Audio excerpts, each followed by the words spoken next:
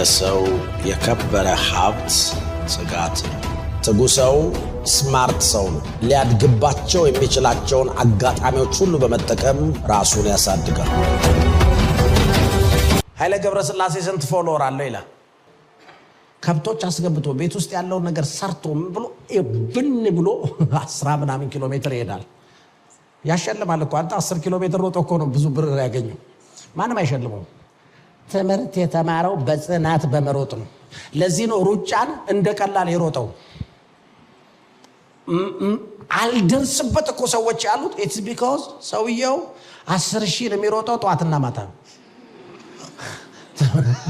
ከብቷል ጧት ብን ብሏት ይመጣል፣ ከማታ ወደ ቤት ሲመለስ ብን ብሏት ነው የሚመለሰው። ምክንያቱም ከትምህርት ቤት ተመልሶ ቤት ውስጥ የሚሰራ ስራ ነው።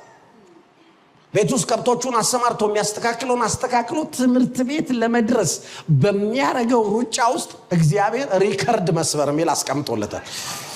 በዛ ነው ስንት 20 ምናምን ሪከርዶችን የሰበረው። ጽናት እና ተሰርቷል። ጽናት የሚል ፊልም ድሮ ለሱ ቢቢሲ ኦር ሲኤንኤን የሰራ ኢንዱራንስ ኢንዱር ማረግ ምንድነው? ኢንዱራንስ 10,000 ነገር እየደበደበ ጸነት ብለ መቆም። አንዳንድ ሰው ኢንዱራንስ ይመስለው በዚህ በኩል ጁስ ትይዛለህ፣ በዚህ በኩል አይስክሬም ትይዛለህ እያልክ you are not enduring anything brother, you are just enjoying your life። ኢንዱራንስ ምን እንደሆነ አታውቅም።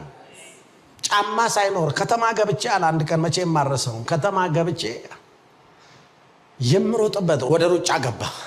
ያጋጣሚ ትምህርት ቤት ውድድር ተዘጋጀ። ሩጫ ውስጥ የገባው በዚህ ምክንያት የገጠር ውስጥ እሱ ጧትና ማታ ሮጧት ነው የሚመጣው እና እስቲ ወዳደር ብሎ ሲወዳደር አንደኛ ወጣ። እሺ አዲስ አበባ እንዴ ትምህርት ቤቱን ወክሎ አዲስ አበባ መጣ።